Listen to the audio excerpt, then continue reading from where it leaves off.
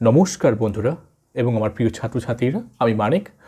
তোমরা জানো আমরা ওয়ার্ল্ড ক্লাসিক নিয়ে আলোচনা করছিলাম, অর্থাৎ বিশ্বের সাহিত্যের দরবারে বিশ্ববিখ্যাত বইগুলিকে নিয়ে আমরা আলোচনা করে থাকি বাংলায়, যাতে সবার কাছে আমরা খুব সহজ করে উপস্থাপিত করতে পারি। আজকের আমাদের সেই একই মর্মে আমরা লিখেছি আরও একটি গুরুত্বপূর্ণ কবিতা। কবিতার লেখিকা মায়া অ্যাঙ্গেলিউ এবং কবিতার নাম কেজড বার্ড। এবারে নিশ্চয়ই বুঝতে পেরেছ নাম শুনেই যে তিনি পোস্ট কলোনিয়াল সাহিত্যের একটি জাইগান্টিক ফিগার। তোমরা নিশ্চয়ই জানো মায়া অ্যাঙ্গেলিউকে। মায়া অ্যাঙ্গেলিউ 1928 খ্রিস্টাব্দে মিসৌরিতে জন্মগ্রহণ করেন। মিসৌরি কোথায়? ওটা আমেরিকাতে। আসলে বাই বার্থ তিনি হচ্ছেন আফ্রো আমেরিকান, অর্থাৎ তাদের একটা ইনহেরিটেন্স বা যদি বলা হয় হেরিটেজ আফ্রিকাতে ছিল কোনো একটা সময়, তারপরে তারা আমেরিকাতে বসতি স্থাপন করেছে। অর্থাৎ মায়া অ্যাঙ্গেলিউ নিজে না হলেও তাদের বাবা কিংবা তাদের গ্র্যান্ডফাদার গ্র্যান্ডমাদারদের সময় থেকে তারা কিন্তু চলে এসেছে আমেরিকাতে, তাই আফ্রিকান আমেরিকান তারা। মায়া অ্যাঙ্গেলিউর জন্ম 1928 এবং মৃত্যু হচ্ছে খুব রিসেন্টলি 2014 সালে, এবং দীর্ঘ 86 বছর তার এই জীবন কাহিনী। তিনি হচ্ছেন একাধারে যেমন কবি, একাধারে তিনি হচ্ছেন মেমোরিস্ট। তাছাড়া তিনি বিভিন্নভাবে বিভিন্ন ইকোনমিক্যালি এডুকেশনগতভাবে তিনি কিন্তু অ্যাক্টিভিস্ট হিসেবে কাজ করেছেন। তাছাড়া যদি বলি তার লেখিকার কেরিয়ার, তিনি সারা জীবন ধরে তিনি অধিকাংশ সময় ধরে তিনি আত্মজীবনী লিখে গেছেন, অটোবায়োগ্রাফি। এছাড়া কবিতা, এছাড়া আরও অনেক, বিশেষ করে তিনি এডিটর হিসেবে কাজ করেছেন বহু নাটকে, এমনকি বহু টেলিভিশন পিরিয়ডে বা টেলিভিশনের পর্দায়। তো এবারে আমি একটু তার এই, যেহেতু আমাদের আলোচনা হচ্ছে কেজড বার্ড নিয়ে, আমরা বিস্তৃত আলোচনা করব না তার সম্পর্কে বা তার কেরিয়ার নিয়ে, কেজড বার্ড সম্পর্কে একটু আলোচনায় আসে। দেখো, কেজড বার্ড এই লেখাটি তার একটি পাবলিকেশন বা তার একটি অ্যান্থোলজি, তার নাম ছিল Shekhar why don't you sing. Okay, Shekhar SHAKER, আমি নামটা দিয়ে দিচ্ছি, Shekhar why don't you sing. It was published in 1983। তবে এটা যখন এই অ্যান্থোলজিটার মধ্যে আমরা এই কেজড বার্ড কবিতাটি পাচ্ছি, তবে এই কেজড বার্ড এই কবিতাটির সাথে আরেকটি তার লেখার সাথে অতপ্রতভাবে জড়িত, যেটা 1969 খ্রিস্টাব্দে তিনি লিখেছিলেন। তার একটি ফিকশন বলা যেতে পারে, তার একটি উপন্যাস বলা যেতে পারে, যেটা হচ্ছে অটোবায়োগ্রাফি। ফিকশন বললে হবে না, সেখানে ফিকশনাল এলিমেন্ট রয়েছে, কিন্তু ওটা তার আত্মজীবনী। ওকে, আত্মজীবনীটার নাম কি ছিল? I know why caged bird sings. Okay, এই আত্মজীবনীর মধ্যে থাকা যেরকম তার ট্রিটমেন্ট, যেরকম তার থিমগুলি, সব এই কবিতার মধ্যে আমরা পাবো একটু আলাদা পার্সপেক্টিভে। তবে এই I know why caged bird Singh, এটিও তিনি অনুপ্রাণিত হয়েছিলেন কোনো একটি লেখা থেকে। পল লরেন্স ডানবারের একটি কবিতা সিম্প্যাথি, যেটা তিনি 1899 সাল নাগাদ তিনি লিখেছিলেন। এই কবিতার একটি পার্টিকুলার লাইন ছিল, যেই লাইন থেকে পুরোপুরি তিনি কিন্তু সেই লাইনটাকে কেন্দ্র করে তার লেখা লিখেছেন, তার টাইটেলটা কি করেছেন, I know why the caged bird sings. এই অটোবায়োগ্রাফিতে মায়া অ্যাঙ্গেলিউ তার জীবনের চাইল্ডহুড পর্যায় এবং এই অ্যাডাল্টহুডে পৌঁছানোর আগে অবধি সময়কালটাকে ব্যক্ত করেছেন, কিভাবে একটা সমস্যার মধ্য দিয়ে জর্জরিত হয় একটা মেয়েকে এমন একটা পোস্ট কলোনিয়াল কান্ট্রিতে। ওকে, তাই নিয়ে তিনি আলোচনা করেছেন, কিভাবে লোনলিনেস, কিভাবে ক্যাপটিভেটেড হয়ে তাকে থাকতে হয়, বন্দী হয়ে থাকতে হয়, এইগুলো নিয়ে তার মোটামুটি আলোচনা ছিল অটোবায়োগ্রাফি, এবং সেখানে তার 17 বছর বয়সে অবধি তার এই আলোচনা নিয়ে রয়েছে। ওকে, তো এই হচ্ছে মোটামুটি আমাদের একটু ব্যাকগ্রাউন্ড ভিত্তিক স্টাডি। আমরা এবারে সরাসরি কবিতায় ঢুকবো। তবে কবিতায় ঢোকার আগে প্রথমে টাইটেল নিয়ে আলোচনা করি। দেখো, কেজড বার্ড, টাইটেল কেজড, আমরা জানি কেজ মানে হচ্ছে খাঁচা, তো খাঁচাই বন্দি থাকা পাখি। তো এখানে বুঝতেই পারছো যে কেজড বার্ড বলতে কোনো একটা এমন একটা ফেজকে বলছে যেখানে কেউ আমরা ফ্রি নই, আমরা হচ্ছি একটা বদ্ধ। তো এটা একটা মেটাফোর বললে ভুল হবে, এক্সটেন্ডেড মেটাফোর, যেটা কোনো পার্টিকুলার একটা স্মল জিনিস বা এলিমেন্টকে না বুঝে একটা বৃহৎ কিছুকে বোঝাচ্ছে।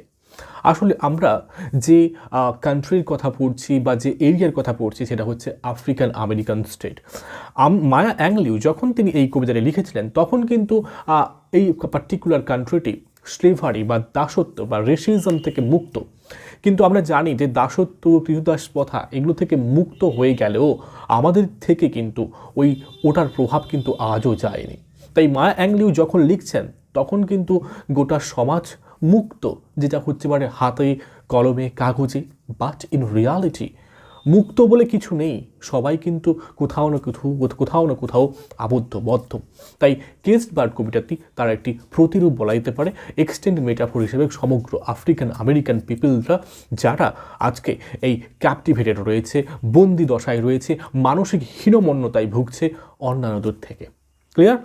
Got it. ওকে, আমরা এইরকম একটা যদি রেফারেন্স পাই, তোমরা নিশ্চয়ই নাম শুনে থাকবে টনি মরিসনও আফ্রিকান আমেরিকান। তিনিও তার লেখার মধ্যে এই সমস্ত থিমগুলিকে প্রকাশ করেছেন। এছাড়া আফ্রিকান রাইটারের আরেকজন বাডিং রাইটার চিমামান্দা এনগজি আদিচে, তার লেখায়ও আমরা এইরকম থিম পেয়েছি। তবে আজকের আলোচনায় ফিরে আসা যাক। আজকের কবিতা নিয়ে আলোচনা করছি, টেক্সটটা আমি তোমাদের পাশে দিচ্ছি, আমি ইলেকট্রনিক ডিভাইস হিসেবে ট্যাবটাকে ইউজ করছি। ওকে, দেখো প্রথম আমরা চলে আসি। A free bird lips। তো এখানে আগে বলে দেওয়া যাক যে এই কবিতায় আমরা দুটো পাখি পাবো। একটা পাখি হচ্ছে ফ্রি বার্ড, যেটা রিপ্রেজেন্ট করছে ফ্রিডম, স্বাধীনতাকে। অন্যদিকে আরেকটি দিকে রয়েছে কেজড বার্ড, যেটা হচ্ছে বন্দি পাখি, যেটা রিপ্রেজেন্ট করছে কনফাইনমেন্ট, ক্যাপটিভেটিভনেস রিপ্রেজেন্ট করছে। ক্লিয়ার? তো আমরা প্রথম স্ট্যান্ডায় কি পাচ্ছি? একটা ফ্রি বার্ড, অর্থাৎ একটি মুক্ত পাখি। আমরা জানি যে দুটো জিনিস বা যে কোনো একটা জিনিসকে বোঝার জন্য তার অপোজিট জিনিসের প্রয়োজন হয়ে থাকে। দেখো, আমরা দিনকে ভালো করে বুঝি কেন? রাত্রি রয়েছে বলে। আমরা খারাপকে বুঝি ভালো রয়েছে বলে।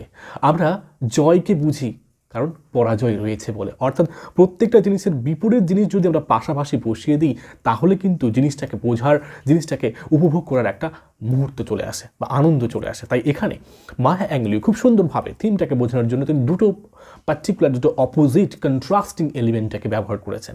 ক্লিয়ার? চলো দেখো, আ ফ্রি বার্ড, একটা মুক্ত পাখি। লিপস মানে কি? জাম্প করে, একটা জায়গা থেকে আরেকটা জায়গায় ছুটতে পারে। লিপ মানে হচ্ছে mainly jumping for a long distance. Okay, jumping, or আমরা বলতে পারি যে jumping for a long way. Okay, so এখানে ফ্রি বার্ড লিপস, একটা মুক্ত পাখি যদি সে খাঁচার মধ্যে না থাকে, এক গাছ থেকে আরেক গাছ, এক গাছ থেকে আরও একটি বাড়িতে, আবার গোটা প্রশান্ত সেই মেঘ জুড়ে সে কিন্তু উড়ে বেড়াতে পারে আকাশ জুড়ে, তাই না? On the back of the wind, এবং সে উড়ে বেড়াচ্ছে কোথায়? বলছে অন দ্য ব্যাক মানে কোথায়? পিঠে, সারফেস লেভেলে অফ দ্য উইন্ড। তো বাতাসের পিঠে চড়ে সে উড়ে বেড়াচ্ছে। তো এখানে দেখো, বাতাসকে একটা হিউম্যান কোয়ালিটি দিয়ে দেওয়া হলো। কি দেওয়া হলো? যে তার পিঠে চড়ে উড়ছে আজকে পাখি। আচ্ছা, যদি কোনো ইনঅ্যানিমেট একটা অবজেক্টকে যখন আমরা হিউম্যান কোয়ালিটি দিয়ে দিই, তাহলে ওটা কি হয়? কোন ফিগার অফ স্পিচ হয়? পার্সনিফিকেশন। তো এখানে ব্যাক, অর্থাৎ ব্যাক অফ দ্য উইন্ড মানে হচ্ছে বাতাসের পিঠে চড়ে বাতাসটাকে এখানে একটা হিউম্যান কোয়ালিটি দেওয়া হয়েছে, তাই এটা হচ্ছে পার্সনিফিকেশন। ওকে, তো এখানে আরেকটা জিনিস হতে পারে। দেখো, এখানে কারোর পিঠে ভর করে যাচ্ছে, যেমন একটা হিউম্যান কোয়ালিটি যেমন দিলাম, ঠিক একই রকমভাবে এখানে আমরা এই গোটা এই বাতাসটাকে যদি আমরা একটা নদীর সাথে তুলনা করি বা একটা ঝর্নার সাথে তুলনা করি, ঝর্নার পিঠে চড়ে চলছে। কেন বলছি? দেখো তার পরের লাইনে, অ্যান্ড ফ্লোটস, দেখো একটু আগে বলছে উড়ছে, ফ্লাই। এবারে ফ্লাই মানে হচ্ছে ওরা, ফ্লোটস মানে কি? ভেসে চলা। তো বলছে অ্যান্ড ফ্লোটস ডাউন স্ট্রিম, এবং এটাকে আরও ক্লিয়ার করলো যে ও উড়ে চলেছে নিচের দিকে, ডাউন স্ট্রিম অর্থাৎ স্ট্রিম বরাবর। নদী যখন বয়ে যায় উপর থেকে নিচের দিকে যায়, যেরকম পাহাড়ি ঝর্ণা হয়ে থাকে। এছাড়া ঝর্ণা কি নদীও হতে পারে, তাই না? তাই আমরা রিপ্রেজেন্ট করতে পারি, পাখিকে তুলনা করা হয়েছে একটা সুন্দর একটা জাহাজের সাথে, ছোট্ট একটা নৌকার সাথে, সে যেন ভেসে চলেছে, তাই না? মুক্ত, একেবারে কাউকে বাধা নেই, সে যেন অবাধ গতিতে ভেসে চলেছে। ঠিক আছে? অ্যান্ড ফ্লোটস ডাউন স্ট্রিম, নিচের দিক, অর্থাৎ তাকে কিন্তু বাধা অতিক্রম করতে হচ্ছে না, তাকে স্রোতের বিরুদ্ধে যেতে হচ্ছে না, তাকে উপরে উঠতে হচ্ছে না, সে কিন্তু নিচের দিকে যাচ্ছে। নিচের দিকে যাওয়া ইজি। আমরা জানি যখন আমরা সাইকেল নিয়ে, বাইক নিয়ে, যখন গাড়ি নিয়ে যখন উপরের দিকে ওঠানোর চেষ্টা করি, তখন কিন্তু কঠিন হয়। তো এটা নিচের দিকে যাচ্ছে। তাহলে ফ্রি বার্ড হচ্ছে কতটা তার লাইফ ইজি, সে মুক্তভাবে নিচের দিকে চলে যাচ্ছে, down stream till the current ends, এবং নিচে চলে যাচ্ছে বহু দূরে, যেখানে স্রোত থেমেছে, অর্থাৎ যেখানে সমুদ্রের গতি একেবারে ম্লায়মান হয়ে গেছে, অত দূর পর্যন্ত চলে গেছে। অ্যান্ড ডিপস হিজ উইং, এবং সেখানে পৌঁছে সে কী করছে? তার ডানাটাকে জলে ডোবাচ্ছে, ডিপ করাচ্ছে। এখানে দেখো, ডিপ মানে হচ্ছে ডোবানো। তো এখানে একটা জিনিস সিম্বলাইজ করছে যে আমরা জানি পাখি কিন্তু ও কিন্তু জলে নিশ্চয়ই ডোবে না, একমাত্র ওই যারা শিকারী পাখি হয়ে থাকে। তবে এখানে যদি আমরা এই গোটা সমুদ্রটাকে যদি সুন্দরতা ধরি, নেচার দেখি, নেচারের বিউটি দেখি, অর্থাৎ সে নেচারটাকে আনন্দ উপভোগ করে করে যাচ্ছে এবং নিচে গিয়ে সে চরম আনন্দ পাচ্ছে। আমরা এটাকেও বলতে পারি যে সে চরম আনন্দে পৌঁছে গিয়ে সে সেই ডুবসাগরে, আনন্দের সাগরে, প্রকৃতির সাগরে সে ডুব দিচ্ছে, ডিপ হিজ উইংস। আর আমরা জানি আমাদের পাখিদের সব থেকে সুন্দর জিনিস হচ্ছে ডানা, আর সেই ডানাটাকে সে ডোবাচ্ছে, অর্থাৎ ডানাটাকে সে বিউটিফাই করছে, ক্লিয়ার, ডানাটাকে সে সুন্দর করে নিচ্ছে। অর্থাৎ এখানে আমরা বলতে পারি ডিপিং হিজ উইং রিপ্রেজেন্ট করছে his জয়াস moment, happiness moment in the orange sunrise. এবার দেখো পরিস্থিতিটাও কেমন, আকাশ নয় মেঘলা, নয় বৃষ্টিপূর্ণ, আকাশটা আজকে অরেঞ্জ। আমরা জানি যে রৌদ্র যখন প্রখর হয় তখন কিন্তু হোয়াইট হয়ে যায়, আবার সেটা ইয়েলোইশ হয়ে যায়, কিন্তু অরেঞ্জটা কখন একটা মৃদুমন্দ, যেখানে একটা প্রশান্ত অনুভূতি আসে, এইরকম একটা আবহাওয়া, তাই তো, তাই নাই? দেখো ঠিক এইরকম একটা জায়গায় আমরা দেখতে পাচ্ছি যে সে কোথায়, সে তার উইং ডোবাচ্ছে in the orange sunrise. Orange sunrise তার গায়ে এসে পড়ছে। এখানে আমরা কোনো নদীর মধ্যে ডুবছি না, আমরা বলতে পারি প্রকৃতির রূপের মধ্যে সে ঢুকছে, এটা এখানে আরও ক্লিয়ার করছে। দেখো কালার অরেঞ্জ, অরেঞ্জ এই কালারটি রিপ্রেজেন্ট করে কিসের? রিপ্রেজেন্ট করে জয়, হ্যাপিনেস অফ লাইফ, ঠিক আছে? তাই এখানে সূর্যের আলো যেটা অরেঞ্জ, সেটা রিপ্রেজেন্ট করছে হ্যাপিনেস মোমেন্ট, যেটা ফ্রি বার্ড এনজয় করছে। And dears to claim the sky, এবং পাখিটি যে মুক্ত পাখি, যে মুক্ত আকাশে, সে সেখানে পৌঁছে প্রকৃতির অপরূপ রূপে পৌঁছে বলছে এই আকাশটা আমার। অর্থাৎ এখানে কবি এখানে কি বলছে, কি ইউজ করছে? এক্সাজারেশন ইউজ করছে, হাইপারবোল ইউজ করছে ফিগার অফ স্পিচ হিসাবে, যেটাকে তিনি অতিরঞ্জিত করে বলছেন পাখি কি আকাশটাকে গোটা তার। কিন্তু আমরা যেরকম ভাবি না, যখন আমরা কোনো পার্টিকুলার ফিল্ডে, যখন একটা ভালো ক্রিকেটার যখন একটা ক্রিকেট ম্যাচে যখন দেখতে পাচ্ছে যে কোনো বলে ছক্কা মেরে যাচ্ছে, ছক্কা মারা যাচ্ছে, সে হচ্ছে রুল করছে, তখন সে ভাবছে this cricket match is belong to him or her. এখন ফিমেলরাও ক্রিকেট খেলে, তো অর্থাৎ আমরাও ঠিক একই রকমভাবে যেখানে ফ্রিডমটা পাই সেখানে আমরা নিজেদেরকে রাজা মনে করি, তাই না? তো সেরকম পাখিটি মনে করছে গোটা প্রকৃতি আজকে যেন তার। হিজ অ্যান্ড ডিয়ার্স, সাহস করছে, কারণ আমরা মুক্ত হলেই সাহস করতে পারি, বন্দি থাকলে আমাদের নিজেদের ভয়েস, হার্টের কথা সবই লুকিয়ে যায়, কোনো কিছুর আমরা পরিব্যক্ততা করতে পারি না। তাই কবি বলছে যে পাখিটি যেন পৌঁছে গিয়ে ডিয়ার্স করছে, সাহস করে বলছে যে the sky is him, the sky belongs to him rather. তো প্রথম স্ট্যান্ডায় তিনি রিপ্রেজেন্ট করছে freedom, freedom of A free bird, clear? Next স্ট্যান্ডা যাই, দেখো সেকেন্ড স্ট্যান্ডা কি বলছে? But a bird that stocks, এই প্রথম যে পার্টিকুলার শব্দ বাট, তার মানে এখানে কোনো কিছুর ব্রেক করাচ্ছে। আমরা বাটটাকে কখন ইউজ করি? দুটো পরস্পর বিরোধী যখন সেন্টেন্সকে যোগ করি, ঠিক তাই। অর্থাৎ একদিকে যখন তিনি ফ্রিডমটাকে দেখালেন, তার অন্যদিকে দেখাতে চলেছেন তার ওই বন্দি দশার রূপটাকে। তাই বলছে বাট, কিন্তু এ বার্ড, একটা পাখি দ্যাট স্টক্স, স্টক্স মানে যে পাখিটা পুরোপুরি ইজিলি হাঁটতে পারে না, যে পাখিটা চলার মতো জায়গা নেই, যে পাখিটা হাঁটে প্রচণ্ড কষ্টে, দুঃখে, রাগে, ক্ষোভে, এটা হচ্ছে স্টক্স। স্টক্স মানে হচ্ছে walking angrily, walking unhappily, walking having no particular space to walk, okay, down his narrow cage। অর্থাৎ কোন পাখিকে বলছে? একটা বন্দি পাখি যে তার খাঁচার মধ্যে, যে খাঁচার জায়গাটা সংকীর্ণ থেকে সংকীর্ণতর, সংকীর্ণতম, অনেক ছোট, যেখানে সেই পাখিটার সেই খাঁচার মধ্যে হাঁটারও জায়গা নেই। কি বলছে?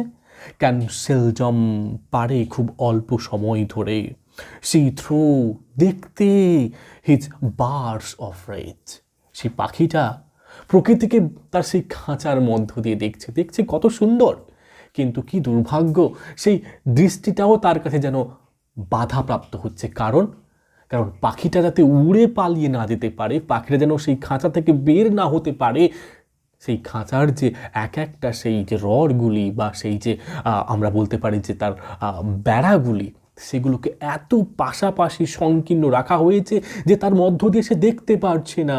এটা একটা হতে পারে, বাট আরেকটা ডিপার লেভেল মিনিং হতে পারে যে তাদেরকে এমন ক্যাপটিভেটেড, এমন টর্চার্ড লাইফে রাখা হয়েছে যে যে সমস্ত বন্দি মানুষ, স্লেভ মানুষরা, তারা সেই স্লেভ দশা থেকে বাইরে বেরিয়ে যে একটা হ্যাপিনেসের লাইফ তারা ফিল করতে পারে, অনুভব করতে পারে খাঁচার মধ্য থেকে, তা কিন্তু অসম্ভব, তা কিন্তু দেখতে তারা পারছে না। হিজ উইংস আর ক্লিপড, বলছে পাখিটার ডানা যেন কেউ যেন ক্লিপ মেরে, কেউ যেন পিন মেরে বন্দি করে দিয়েছে। অ্যান্ড হিজ ফিট, এবং তার পা আর টাইট, তার পা আজ কেউ বেঁধে রেখেছে। আমরা জানি স্লেভদেরকে কেমন করে রাখা হয়, স্লেভদেরকে একে বন্দি করে রাখা হয়, যারা দুষ্টুমি করে, যারা পালিয়ে যাওয়ার উপক্রম করে, তাদেরকে চেন দিয়ে বেঁধে রাখা হয়, তাই না? তিনি বলছেন আমার অবস্থা তাই, পাখির অবস্থা তাই। আমি বারবার বলছি এখানে পাখি হচ্ছে মেটাফরিক্যাল, রিপ্রেজেন্ট করছে মায়া অ্যাংলিউ তার নিজের লাইফকে। এই সমাজে মেয়ে হয়ে জন্মানো অনেকটা কষ্টকর, যে সমাজ অলরেডি কারোর দাসত্বের মধ্যে, যে সমাজে আজকে কৃতদাস প্রথা রয়েছে, যে সমাজে আজকে কালো মানুষ সাদা মানুষের মধ্যে দ্বন্দ্ব রয়েছে, সাদা মানুষরা সবসময় ব্ল্যাক মানুষদের ওপরে টর্চার্ড লাইফ দিয়ে থাকে, সেই সমাজ আগে থেকে যেমন পদদলিত হোয়াইট মেনের কাছে, আবার সেই সমাজে মেয়ে হয়ে জন্মানো, সেখানে বেটার কিছু এক্সপেক্ট করা, নিজেদের ইচ্ছা খুশির মতো কাজ করা অসম্ভব। আর এই কেস্ট পাখি, এই কেস্ট বার্ডকে মায়া অ্যাংলিউ নিজের ইচ্ছে মতো কিছু করতে পারে না। তার পা যেন কেউ বেঁধে রেখেছে, তার ডানাও উঠতে পারছে না। কেন? ডানাও আমরা বলতে পারি তার ইমাজিনেশনকে তিনি প্রকাশ করতে পারছে না। তার পাকে বলতে পারি, তার রাইটিং কেরিয়ারটাকে বলতে পারি, তিনি কল্পনার শক্তিতে ভাবতে পারছেন না। ভাববে কি করে? কারণ সেই ভাবার জন্য যে সেই অনুভূতিটাই তারা কিল করে দিয়েছে, এটাকেই তিনি প্রকাশ করছেন। So he opens his throat to sing. কতদিন বন্দি করে রাখবে? একটা দিন তো সেটার বহিঃপ্রকাশ ঘটবে। সেটা কেমন হবে?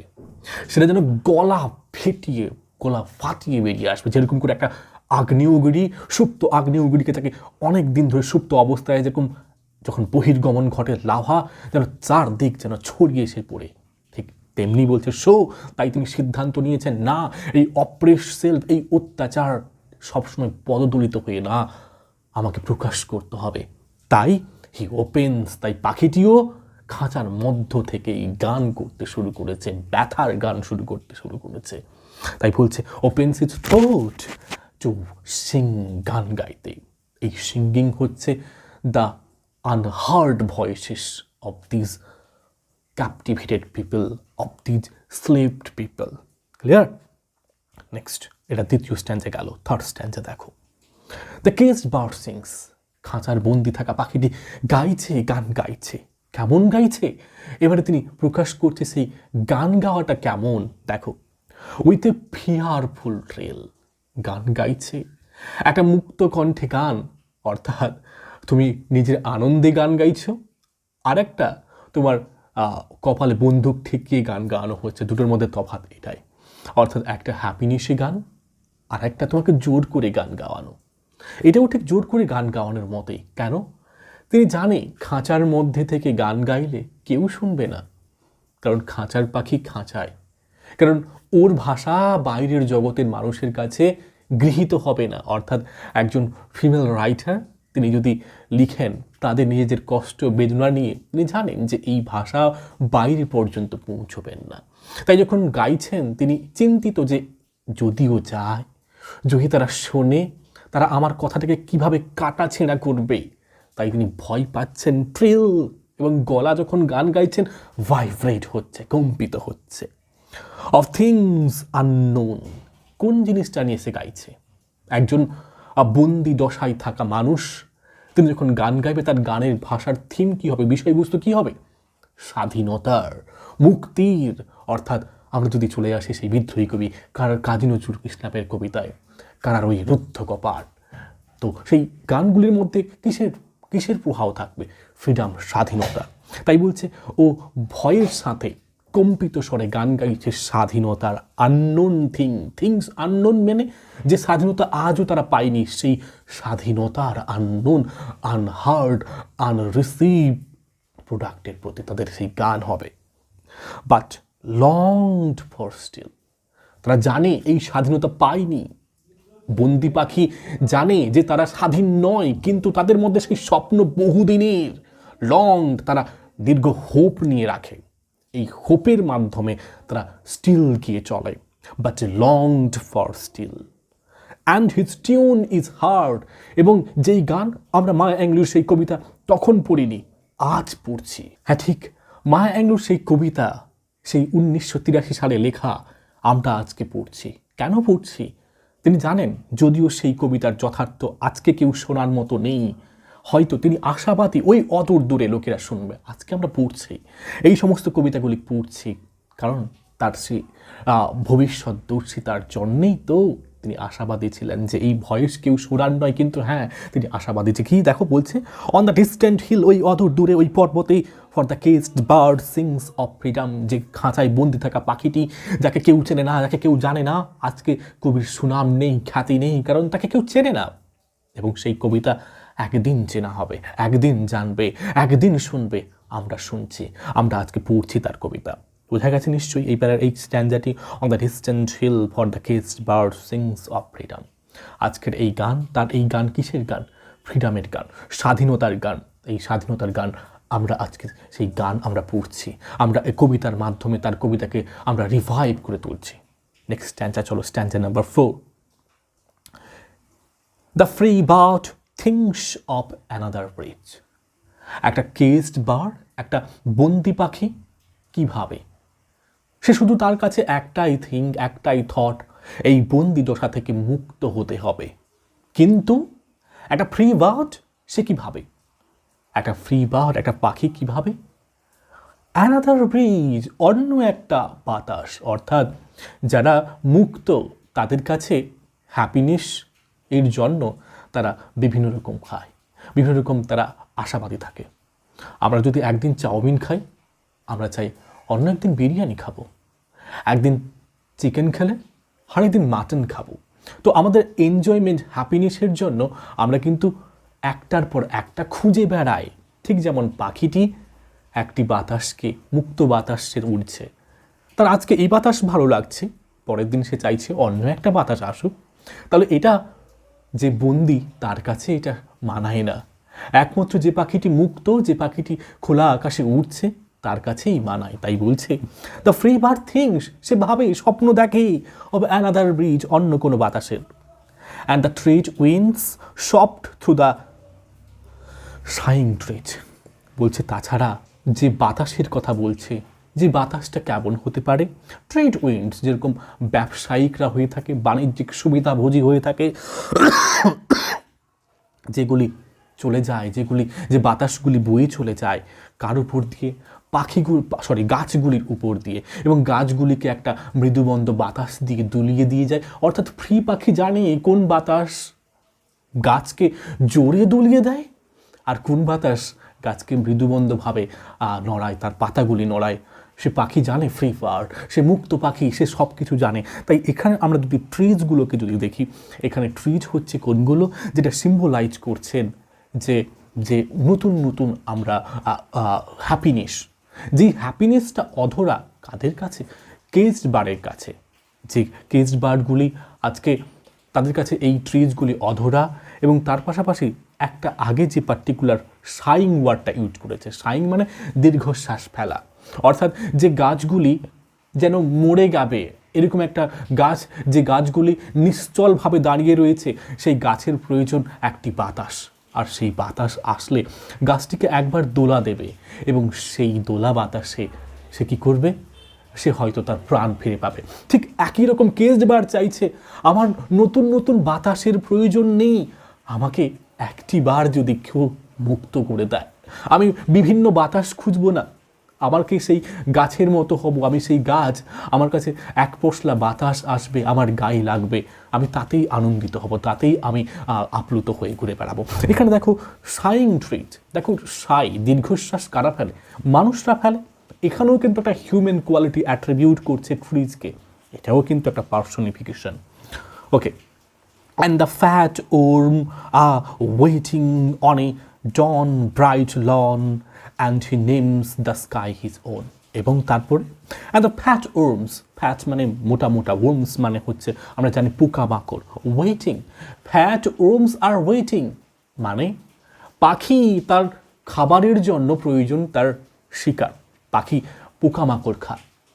বলছে সেই পোকামাকড়গুলি একটা গাছের পরে আরেকটা গাছে যেন তার জন্য অপেক্ষায় রয়েছে, সে কখন আসবে, মুক্ত পাখি কখন আসবে এবং কখন সেই পোকামাকড় খাবে।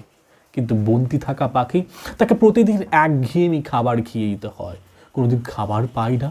বন্দি তো, বন্দিকে টর্চার করা হতে পারে, কিন্তু অন্যদিকে একটা মুক্ত পাখি নিজের খাবার নিজে খুঁজে বেড়ায়, তার জন্য খাবার যেন সজ্জিত রয়েছে প্রকৃতিতে। কোথায়? On a dawn bright lawn, একটা ভোরের আলোতে সজ্জিত থাকা সেই লনে, চারণভূমিতে, তৃণক্ষেতে, যেখানে পোকামাকড়গুলি ঘুরে বেড়াচ্ছে তারই জন্যে। কার জন্য? পাখিটির জন্য। দেখো এখানে একটা ফিগার অফ স্পিচ রয়েছে, ওয়ার্ড মে ডাব্লিউ এবং ওয়েটিংয়ে ডাব্লিউ। পরপর যদি শব্দগুলির মধ্যে যদি প্রথম অক্ষরের অর্থাৎ যেটা যদি কনস্ট্যান্ট হয়ে থাকে এবং সাউন্ডের রিপিটেশন হয়, তাকে কি বলে? অ্যালিটারেশন, তাই না? এখানে একটা অ্যালিটারেশন রয়েছে। And he names the sky his own. এবং আবার সেই মুক্ত পাখি সেই জায়গায় পৌঁছে গিয়ে আবার সে এক্সাজারেশন হাইপারবোল করছে যে এই আকাশটাও তার, কারণ এই আকাশটা তার। কেন? সে মুক্ত পাখি, মুক্ত পাখির কাছে তার সব কিছু উন্মুক্ত, সে সব উপভোগ করতে পারে আনন্দের সাথে।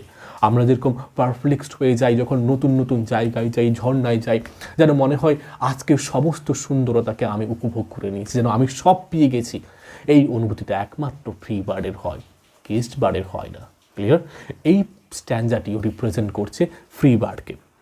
Next stanza 5, but a caged bird, অন্যদিকে একটা খাঁচায় বন্দি থাকা পাখি, stands on the grave of dreams, অর্থাৎ অন্যদিকে খাঁচায় বন্দি থাকা তার স্বপ্ন হয়। কিন্তু সে স্বপ্ন কিসের? সে স্বপ্ন হচ্ছে কবরের, সে স্বপ্ন হচ্ছে মৃতশালার। কেন? কারণ খাঁচা, যে খাঁচার মধ্যে এই সুন্দরতা নেই, খাঁচা একটা রিপ্রেজেন্ট করছে একটা গ্রেভ ইয়ার্ডকে, একটা আমরা বলতে পারি যে শ্মশানকে, যেখানে কোনো কিছু নেই, কোনো কিছু হ্যাপিনেস নেই। তাই বলছে যে এই খাঁচায় বন্দি থাকা পাখি সেই অবস্থায় যে স্বপ্ন দেখছে, সে স্বপ্নটা হচ্ছে একটা কবরালয়ের স্বপ্ন, যেখানে পজিটিভ কোনো আশাবাদী নেই, যেখানে সুন্দরতা নেই, যেখানে নেচারের বিউটি নেই, তাই না? তাই এই স্বপ্ন হচ্ছে একটা ফ্রাইটেনিং ড্রিম, যেটা নেক্সট লাইনে আরও ক্লিয়ারলি বলছে, ইটস শ্যাডো শাউটস। তিনি তো একটা পাখি, সেই পাখি তার নিজস্ব সত্তাটাকে হারিয়ে ফেলেছে, সেই সত্তা আর কোনো অনুভব করছে না, তার আর অনুভূতি, তার কোনো ভালোবাসা, চাহিদা সব ভুলে গেছে। কবির একটা সেন্স অফ পাওয়ারলেসনেস, তার অক্ষমতার কথা, যেন তিনি মনে করছেন যে তিনি আজকে মৃত, তার শরীর মরে গেছে, তার আত্মা মরে গেছে, আজকে তার এই শরীরটাই যেন চিৎকার করছে। Clear? Shadow শাউটস of A nightmare dream, একটা দুঃস্বপ্নের স্বপ্ন, একটা নাইটমেয়ার মানে যেটা দুঃস্বপ্নের স্ক্রিম, চিৎকারে। হিজ উইংস আর ক্লিপড, এগেন রিপিটেশন, তার ডানাগুলিকে কেউ যেন এখানে এসে ক্লিপ করে দিয়েছে, কেউ কেন এসে যেন যেরকম জেসাস ক্রাইস্টকে ক্রুশবিদ্ধ করা হয়েছে, ঠিক যেন সে আর নড়তে চড়তে পারে না, ঠিক তেমনই তার ডানাগুলিকে আজকে ক্রিপলড করে দেওয়া হয়েছে। তার যে হ্যাপিনেসের জায়গা, তার যে লেখার জায়গা, রাইটিং এরিয়া, রাইটিং স্কিল, সব কিছুই যেন মনে করছে কবি যেন তাকে বন্দি করে দেওয়া হয়েছে। হিজ ফিট আর টাইড, তার পাগুলি সব বেঁধে রাখা হয়েছে। সো তাই he opens his throat to sing, তাই আজকে আর তিনি কোনো সামলাবেন না, আর কোনো বাধা মানবেন না, তিনি সেই বন্দি দশায় থেকেও গান গাইবেন। তাই বলছে তার তিনি তার থ্রোটটাকে খুলেছেন কি করতে? টু সিং, কি গাইতে? পেইনফুল সং, একটা আনহার্ড ভয়েস যেটা শুনেনি সে সবার কাছে রিপ্রেজেন্ট করছে। তো এখানে আমরা বলতে পারি যে কবি অনেক দিন সহ্য করেছেন, অনেক দিন অপেক্ষা করেছেন, তিনি বলছেন আর নয়, তিনাকে লিখতে হবে। তাই বলছে সো হি ওপেন্স, যেরকমভাবে পাখিটি এত অত্যাচারের পরেও সে গান গাইছে, ঠিক একই রকমভাবে এত বাধা বিপত্তি থাকা সত্ত্বেও তিনি এখন গান গাইবেন, তিনি এখন লিখবেন। ঠিক আছে, তো এখানে আমরা বলতে পারি যে এই যে throat opens his throat to sing, এটা টু কবির ক্ষেত্রে বা প্রেমিক বলছি, লেখিকার ক্ষেত্রে এখানে টু সিং মানে টু রাইট, অর্থাৎ তিনি ডেয়ার করেছেন, তিনি সাহস করেছেন আজকে লিখবেন। এবারে চলে আসি স্ট্যাঞ্জা 6। দেখো স্ট্যাঞ্জা 6 ইজ কমপ্লিট রিপিটেশন অফ স্ট্যাঞ্জা 3। স্ট্যাঞ্জা 3-তে যা আছে হুবহু রিপিটেশন কেন করা হয়? এমফাসিস দিতে, জোর দিতে, যেন তার যে বক্তব্যটা যেন জোর দিয়ে তিনি প্রকাশ করেন। কি বলছেন? আবার আমি রিপিট করছি, আবার পড়ছি, দেখো জাস্ট রিভিশন হয়ে যাবে। দ্য কেস্ট বার্ড সিংস, খাঁচায় বন্দি থাকা পাখিটি যে খাঁচায় বন্দি থাকে সে শুধুমাত্র গান গায়। কিসের গান গায়? ভয়, উইথ এ ফিয়ারফুল থ্রিল, যার গলা কম্পিত স্বর, অফ থিংস আননোন, যে জিনিসটা সে আজ জানেনি ওইটার সম্পর্কে, অর্থাৎ ওই ফ্রিডম যেটা তার কাছে এখনও পৌঁছায়নি ওটার গান গায়, বাট লং ফর স্টিল।